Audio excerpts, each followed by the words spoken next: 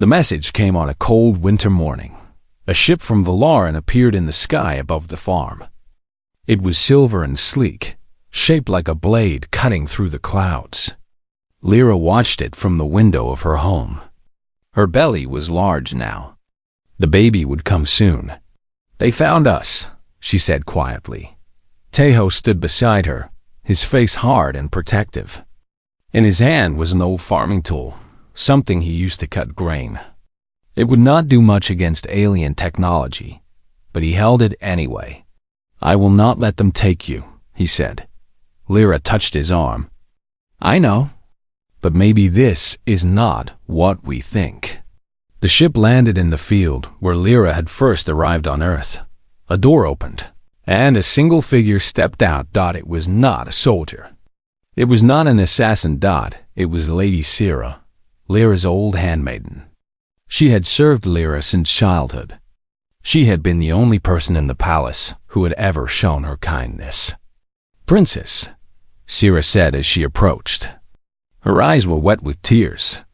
"I came as soon as I could." Lyra felt her own tears starting to fall. "Sira, what are you doing here?" "The Emperor wanted to send soldiers," Sira said. "He wanted to take you back by force. Or worse." She looked down at Lyra's belly. "When I heard the news, I could not stay silent. I convinced the council that sending soldiers would be a mistake. I told them the galaxy was watching. I told them they would look like monsters. And they listened? They had no choice. Every species in the galaxy knows about you and your child. The Talari have spoken out in your support. The Moran have sent messages of congratulations. Even some Valoran citizens have started to question the Emperor." Sira smiled through her tears. "You are famous, princess. You are a symbol of hope." Tejo lowered his farming tool. "What does this mean? What happens now?" Sira looked at him. For a moment, she studied his face with curiosity. This was the human who had done the impossible. This simple farmer from a simple planet. "The Emperor cannot touch you without causing a war," Sira said. "Not just with humans, but with half the galaxy. The Council has voted. They want peace. They want to welcome the princess back. If she chooses to return." Lyra felt her heart beating fast. "Return? To Valoran?" "Not as a joke this time," Sira said. "As a hero. As the mother of the first hybrid child. You have proven something that changes everything we know about biology and possibility." She took Lyra's hands. "The people want to see you. They want to see the miracle child." Lyra looked at Tejo. His face was uncertain. She knew what he was thinking. He was a farmer. He had never left his planet. The idea of traveling to another world, standing in front of alien nobles. It must have terrified him, but he saw the question in her eyes, and he took a deep breath. "If you want to go," he said, "I will go with you. I will stand beside you no matter what." Lyra touched his cheek. "Are you sure?" "It will not be easy." Tejo smiled, that same warm smile that had made her fall in love with him. "Nothing worth doing is easy. You taught me that." 1 week later, Lyra stood in the great hall of the Valoran Empire. But everything was different now. She was not alone in a corner being laughed at. She was standing at the center of the room, wearing a beautiful dress that showed her pregnant belly with pride. Tejo stood beside her in simple but clean clothes. He held her hand tight. The nobles were there, but they were not laughing. They stood in silence, watching with a mix of fear and wonder. Many of them had mocked her before. Now they could not meet her eyes. Emperor Vorath sat on his black throne, but he looked smaller than before. His power had shrunk. The galaxy had turned against him, and everyone knew it. "Princess Lyra," Vorath said. His voice was cold, but there was weakness underneath. "You have returned." "I have," Lyra said. Her voice was strong and clear. It echoed through the great hall. "Not because you called me. not because I needed permission. I came because I chose to. The room was silent. You sent me to Earth as a joke, Lyra continued. You wanted to humiliate me. You called me barren. You called me broken. You threw me away like I was garbage. She stepped forward, and the nobles moved back. Even the Emperor shifted on his throne. But you made a mistake. You underestimated the humans. You underestimated me. And now I stand before you carrying something that should have been impossible. A child of two worlds. A child that your empire could never give me, but a simple farmer from Earth could. She turned to look at Taeho. He was nervous, she could tell, but he stood tall and strong. He did not bow or look away. He looked at the Emperor like they were equals, because they were. This man, Lyra said, is worth more than everyone in this room combined. He has no power. He has no wealth. He has no armies. But he has kindness. He has love. He has everything that matters. She turned back to the Emperor. And his blood will run in the veins of Valoran royalty forever. Our child will be part human. And that is not a weakness. It is a strength. The room erupted in whispers. The nobles did not know what to think. Some looked angry. Some looked amazed. Some looked like they finally understood something important. Lady Syrah stepped forward. The council has made a decision, she announced. Princess Lyra is to be recognized as a true heir of the royal family. Her child will have full rights of succession. And the alliance between Valoran and Earth will be made official. Emperor Vareth's face twisted with anger, but he said nothing. He could not. The council had voted. The galaxy was watching. If he tried to stop this, he would lose everything.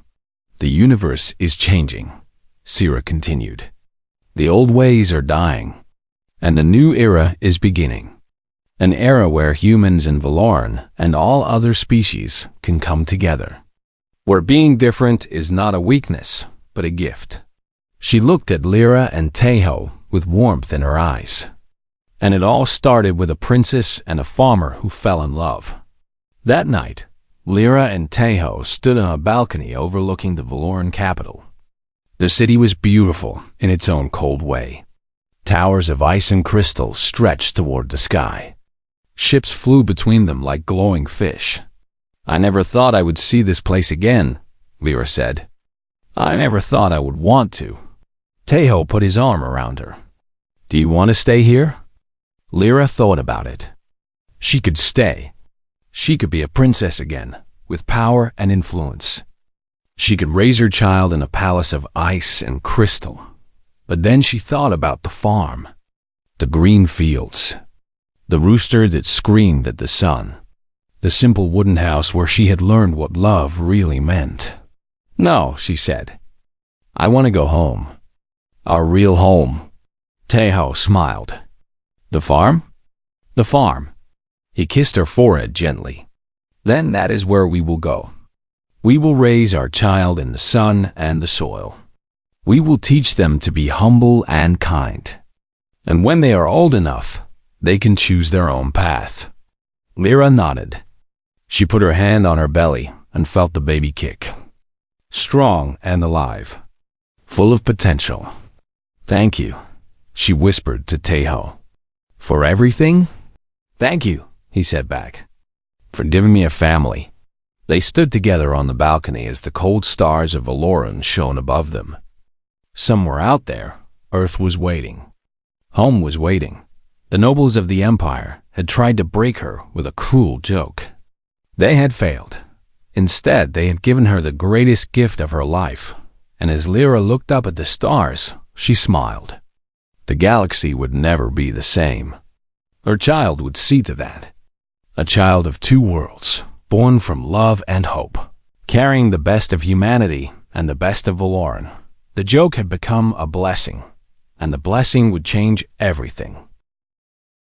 The news traveled through space like fire. It started with a routine report. The Valoran Empire kept watchers on Earth, simple machines that sent information back to the homeworld. Most of the reports were boring. Humans did human things. Nothing important ever happened. But this report was different. The words appeared on a screen in the great hall of the palace. Princess Lyra is pregnant. At first, no one believed it. They thought it was a mistake. They thought the machine was broken. Emperor Vareth was sitting on his throne when his advisor brought him the news. The advisor's name was Drex, a thin man with nervous eyes who had served the royal family for decades. "My lord," Drex said, his voice shaking, "there is a report from Earth about your niece." Vareth barely looked up. "What about her? Has she died?" "That would be fitting." "No, my lord." Drex held out the report with trembling hands. "She is pregnant." The great hall went silent. Every noble, every servant, every guard stopped what they were doing. They all stared at the emperor. Vareth's face turned pale, then red, then pale again. He grabbed the report and read it 3 times.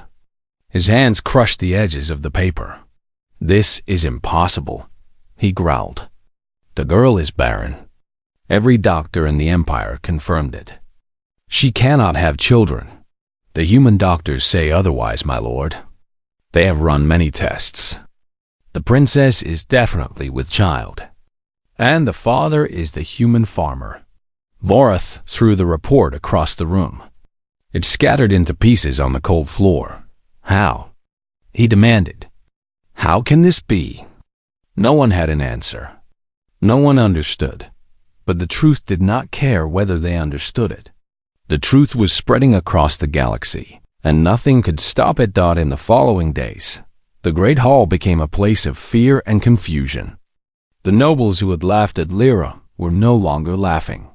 They whispered in dark corners with worried faces. They looked at each other with suspicion and blame. "This is a disaster," said Lady Mora, one of the most powerful nobles in the court. Her blue skin had gone pale with anger. That girl was supposed to disappear. She was supposed to be forgotten. Now she is carrying an heir with royal blood, another noble added. "And human blood. What does that mean?" someone asked. "What kind of child will this be?" No one knew. Human and Valoran had never mixed before. The child would be something new. Something the galaxy had never seen, and that terrified them. Emperor Vareth called his war council together. They sat around a great table made of black stone, the same stone as his throne. Their faces were grim and serious. "We must do something," Vareth said.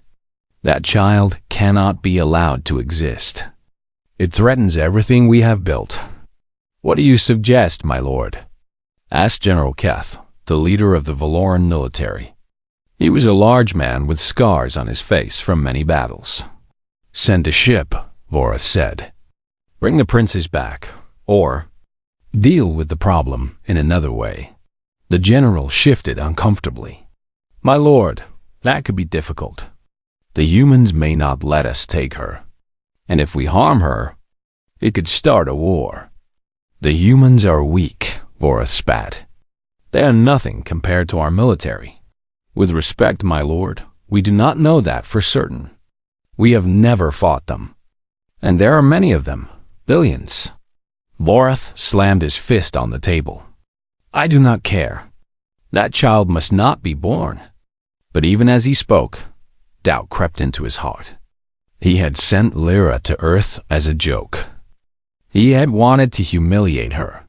He had never imagined that the primitive humans could give her what the entire Valoran Empire could not. The council argued for hours.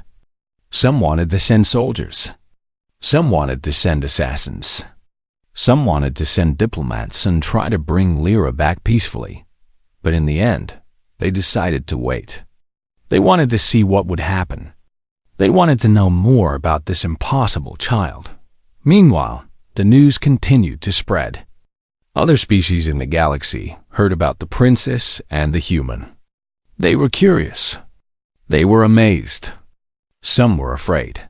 Humans had always been considered weak and unimportant. They lived on a small planet at the edge of nowhere.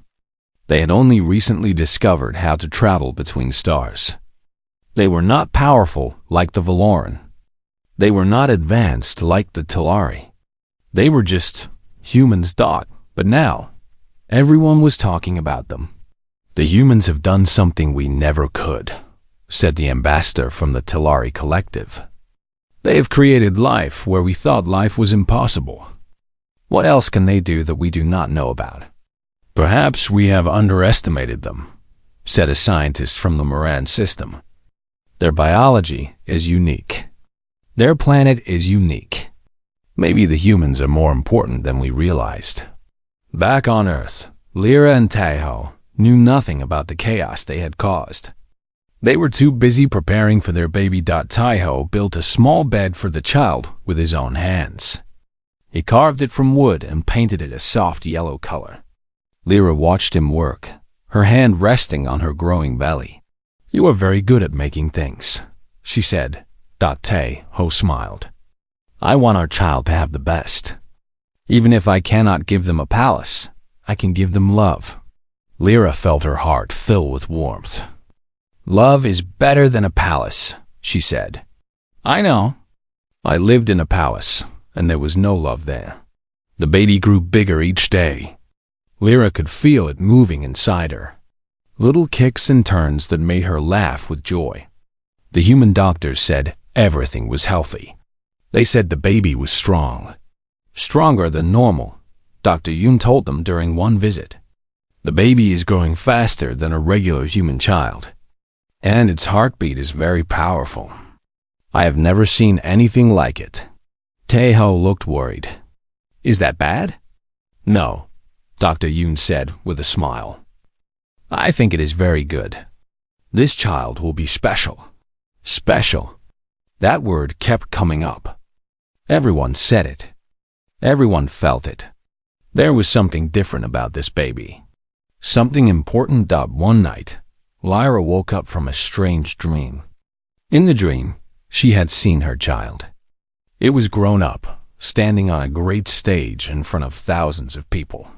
Humans and Valoran and other species all together. And her child was speaking to them, leading them. "What did you dream?" Taeho asked sleepily. Lyra touched her belly. The baby kicked against her hand, strong and alive. "I dreamed about the future," she said. "Our child is going to change everything, Taeho. I can feel it." Taeho put his arm around her and held her close.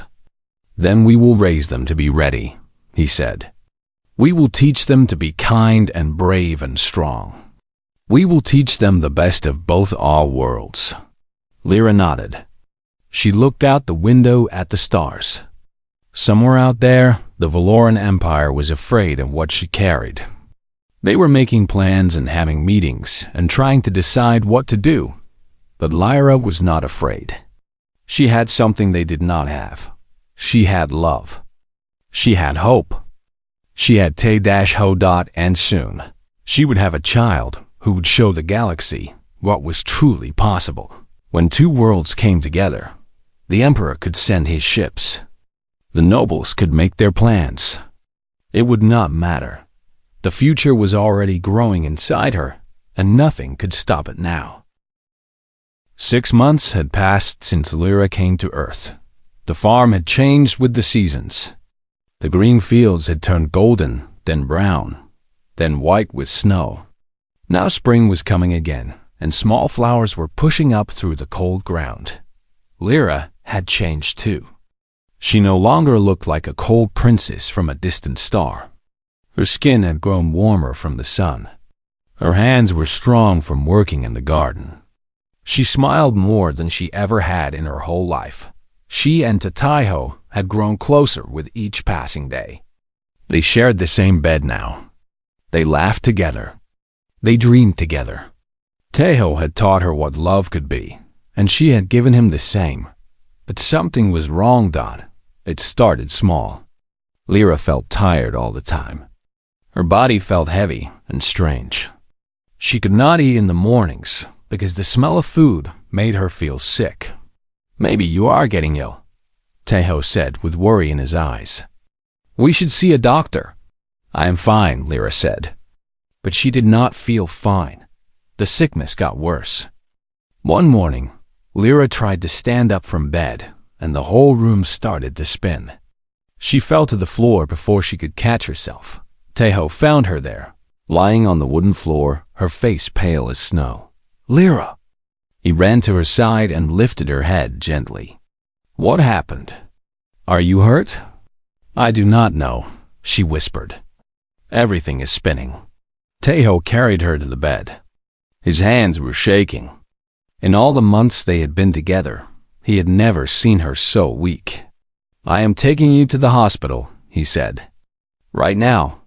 The hospital in the nearby town was small but clean. The doctors were kind humans who asked many questions. They had never seen a Valoran before, but they did their best to help. They ran tests. They took pictures of the inside of her body. They checked her blood and her heart and everything else they could think of. Lyra waited in a white room with Tejo beside her. He held her hand tight. His face was worried, but he tried to smile for her. "Whatever it is, we will face it together," he said. The doctor came back with a strange look on her face. She was an older woman with gray hair and kind eyes. Her name was Dr. Yoon. "I have the results," Dr. Yoon said. She looked at the papers in her hands like she could not believe what she was reading. "Is it bad?" Tejo asked. Dr. Yoon looked up at them. Her eyes were wide with wonder. "Princess Lyra," she said slowly, "you are pregnant." The room went silent. Lyra felt like she had been hit by lightning. Her whole body went cold, then hot, then cold again. "That is impossible," she said. Her voice came out like a whisper. "I cannot have children. The doctors on Valoran told me. They said I was barren. They said it would never happen." Dr. Yoon shook her head. "I have checked 3 times. The tests are clear. You are definitely pregnant. About 2 months along." Tejo's hand squeezed her so tight it almost hurt. His face had gone pale. He looked like he might fall over. "A baby?" he said. "We are going to have a baby?" Dr. Yoon nodded. "Yes, a healthy baby, from what I can see." Lyra could not speak. She could not move. Her mind was racing with thoughts she could not control. All her life, she had been told she was broken. All her life, she had been called barren, useless, worthless. The doctors on Valoran had done every test. They had said her body could not carry children. They had said it was certain, but they had been wrong. How? Lyra finally asked. "How is this possible?" Dr. Yoon sat down in a chair across from them. Her face was serious but curious. "I have been thinking about that," she said. "Your species and humans are very different. But sometimes different can be good. Maybe something in human biology is compatible with yours in a way that Valoran biology is not." She leaned forward. "On Valoran, you could not have children with your own kind. But with a human, it seems your body knows what to do." Lyra felt tears running down her face. She did not try to stop them. "I am not broken," she whispered. Tejo turned to her. His own eyes were wet with tears. He took both of her hands in his. "You were never broken," he said. "You were always perfect. The people on Valoran were just too stupid to see it." He pulled her into his arms and held her close. Lyra cried against his shoulder. She cried for all the years of pain. She cried for all the cruel words she had heard. She cried because something she had wanted her whole life was finally coming true, that she was going to be a mother. The walk home from the hospital was quiet. The sun was setting and the sky was filled with soft colors. Tejo kept his arm around Lyra the whole way. He did not want to let her go. "Are you happy?" Lyra asked him. Tejo stopped walking. He turned to face her, and in the golden light of the sunset, His eyes were shining. "Happy does not even begin to describe it," he said. "I have been alone for so long. I thought I would never have a family. And now I am going to have everything I ever dreamed of." He put his hand gently on her stomach. There was nothing to feel yet, but he knew their child was in there, growing, waiting. "I will be a good father," he promised. "I will love this child more than anything. And I will love you forever." Lyra smiled through her tears. "I know you will." They continued walking home as the first stars appeared in the sky.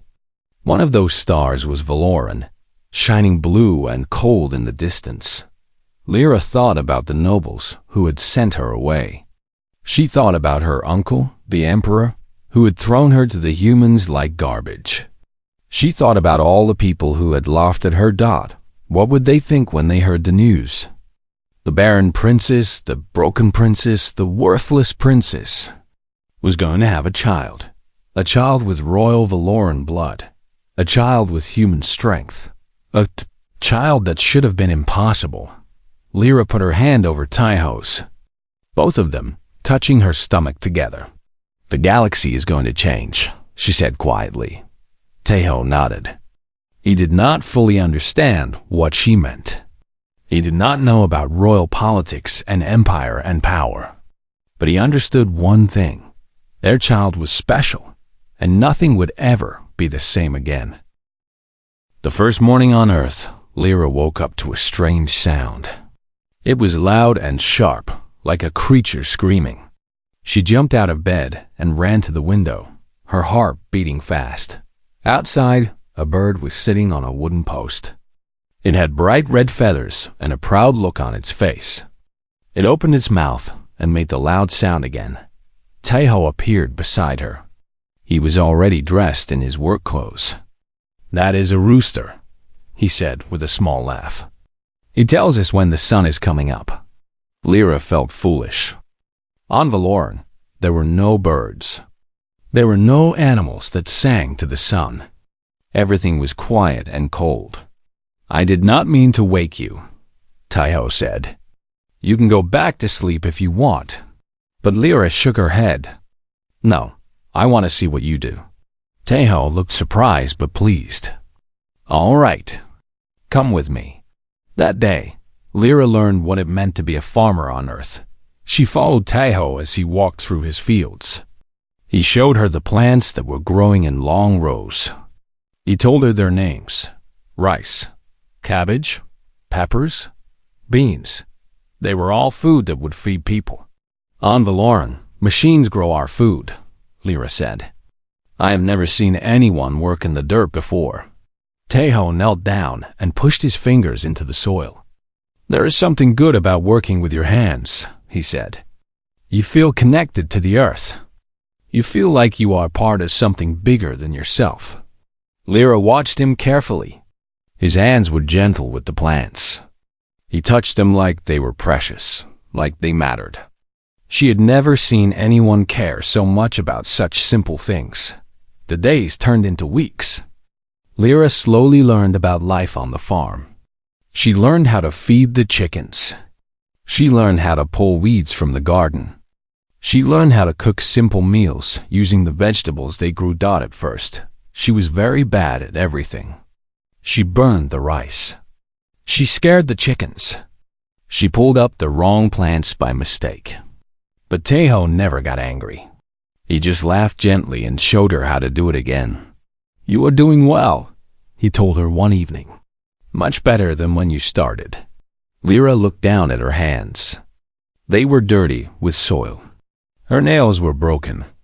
On Valoran, this would have been shameful. A princess should never have dirty hands. But here, on Earth, it felt right. "Why are you so patient with me?" Lyra asked. "I am not a good helper. I make many mistakes." Taiho was quiet for a moment. He was cutting vegetables for dinner, his knife moving slowly and carefully.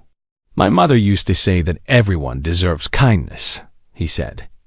"She said that you never know what pain someone is carrying inside. So you should always be gentle. Your mother sounds wise. She was. Teho's eyes grew sad. She died when I was young. My father, too. I've been alone on this farm for many years. Lyra felt something strange in her chest. It was a feeling she did not recognize. Later, she would understand it was connection. It was the feeling of finding someone who understood loneliness. I was alone too, she said quietly. Even in a palace full of people, I was always alone. Teho looked at her. His eyes were warm and brown, like the earth he loved so much. You are not alone now, he said. That night, they sat outside and watched the stars. Teho pointed up at the sky and asked Lyra to show him which star was Valoran. She found it easily. It was a small blue dot, very far away. Do you miss it? Teho asked. Lyra thought about the question. She thought about the cold palace. She thought about the cruel nobles. She thought about her uncle's hateful smile. No, she said. I do not miss it at all. As the months passed, something began to change between them. It happened slowly, like a flower opening in the spring. They started to laugh together. They started to share stories. They started to sit a little closer when they watched the stars. One night, there was a storm. The rain came down hard and the wind shook the little house. Lyra was scared. She had never seen weather like this on Valoran. Teho found her sitting in the corner of her room, her arms wrapped around her knees. It is just a storm, he said softly. It will pass. The wind sounds angry, Lyra whispered. Teho sat down beside her. He did not touch her without asking. He just sat close enough that she could feel his warmth. On Earth, we have a saying, he said. After the rain, the flowers grow. The storm might be scary, but it brings life. Lyra looked at him. In the dim light, his face was kind and calm. He was not scared at all. He made her feel safe.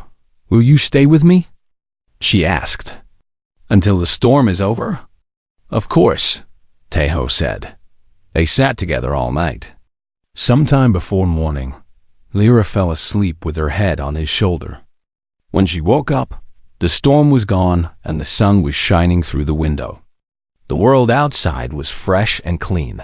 Everything smelled like new life. Teho was still beside her.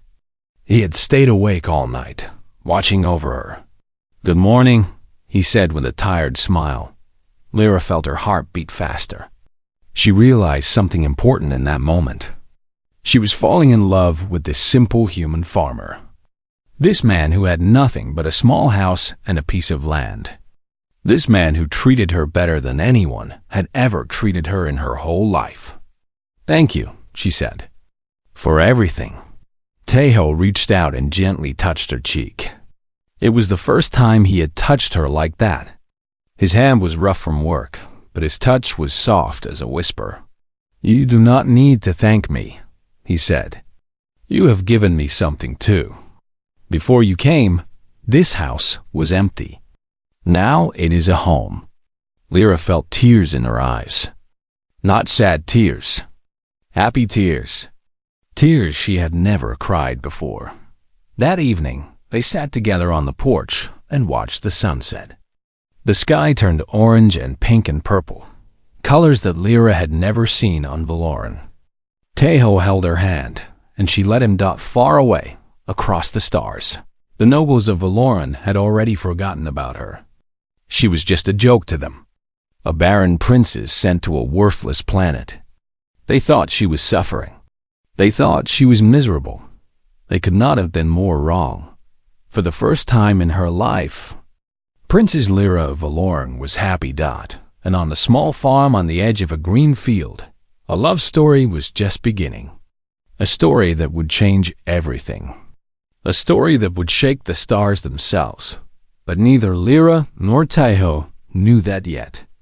They only knew that they had found each other. And for now, that was enough.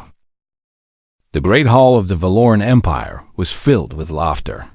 It was not a kind laughter. It was the sound of cruelty dressed in silk and gold. The nobles stood in circles, their pale blue skin glowing under the crystal lights. They whispered behind their hands, and their eyes all looked at one person. Princess Lyra stood alone near the tall windows. She was beautiful in the way all Valoran royals were beautiful. Her skin was the color of a winter sky. Her hair fell like silver water down her back. Her eyes were large and dark, like two moons in the night.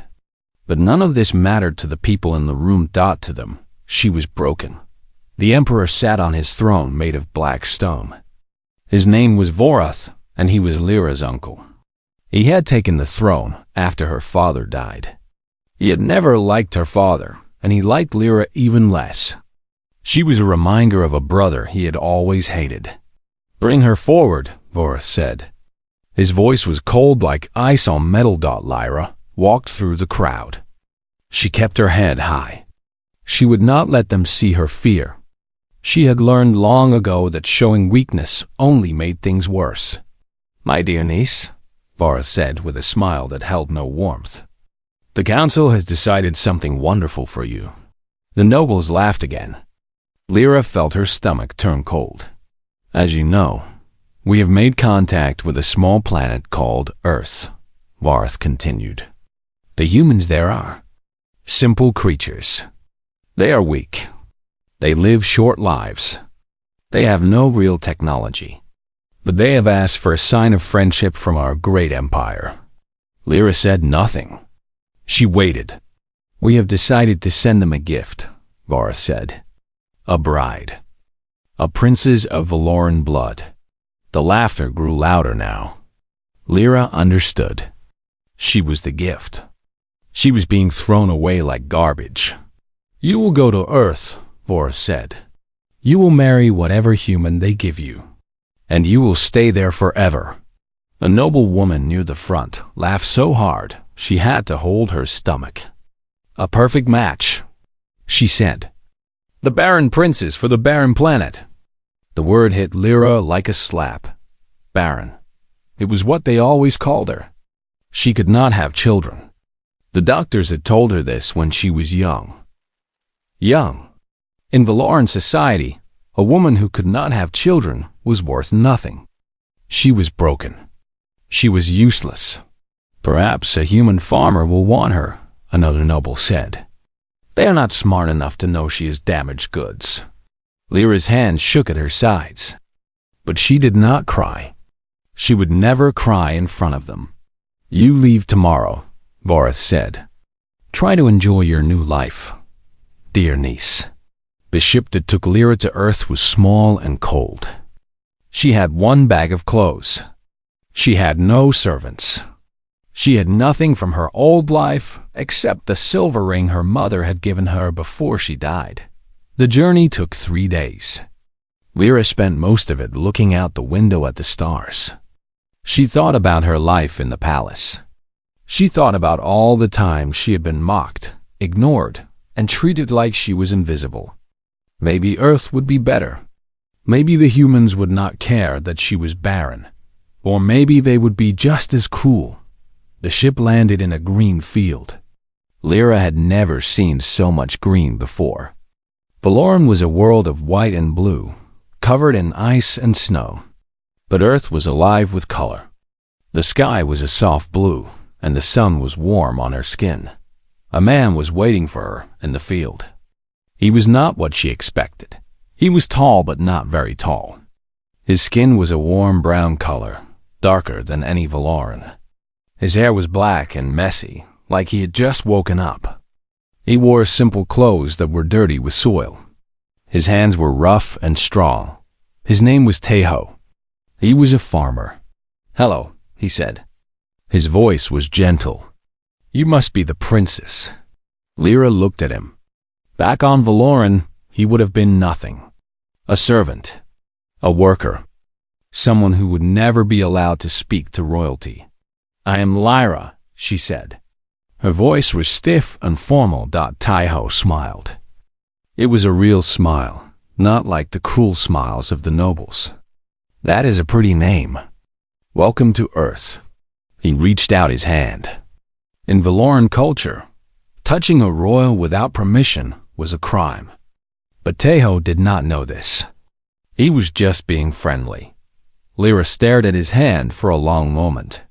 Then, slowly, she took it. His skin was warm. His grip was firm but gentle. He did not try to hurt her. He did not try to control her. He just held her hand like she was a normal person. "I know this must be strange for you," Tejo said. "Coming to a new planet, meeting someone you do not know. But I promise I will be kind to you." Lyra did not know what to say. No one had ever promised to be kind to her before. Tejo led her to his home. It was a small house made of wood, sitting at the edge of a large farm. There were animals in the fields. Lyra did not know their names, but they made soft sounds that were almost peaceful. "It is not much," Tejo said, "but it is warm, and there is always food." He showed her inside. The house was simple but clean. There was a kitchen with a fire for cooking. There was a room with soft chairs. There was a bedroom with a bed covered in thick blankets. "You can have the bedroom," Tejo said. "I will sleep in the other room." Lyra looked at him with surprise. "We are not going to share." Tejo's face turned a little red. "I thought maybe you would want your own space. We do not know each other yet. I did not want to make you uncomfortable." This was so different from what Lyra had expected. She had thought the human would claim her like property. She had thought he would demand things from her right away. That was how marriages worked on Valoran. But Tejo was different. "Thank you," Lyra said, quietly. Tejo smiled again. "Are you hungry? I made soup." That night, Lyra sat at a wooden table and ate soup made from vegetables that Tejo had grown himself. It was simple food, nothing like the fancy meals at the palace. But it was warm and good, and Tejo had made it with his own hands. Far away, in the great hall of the Valoran Empire, the nobles were still laughing. They thought they had thrown Lyra away to a terrible fate. They thought she would suffer among the primitive humans. They had no idea what they had really done. They had given her a chance to be free,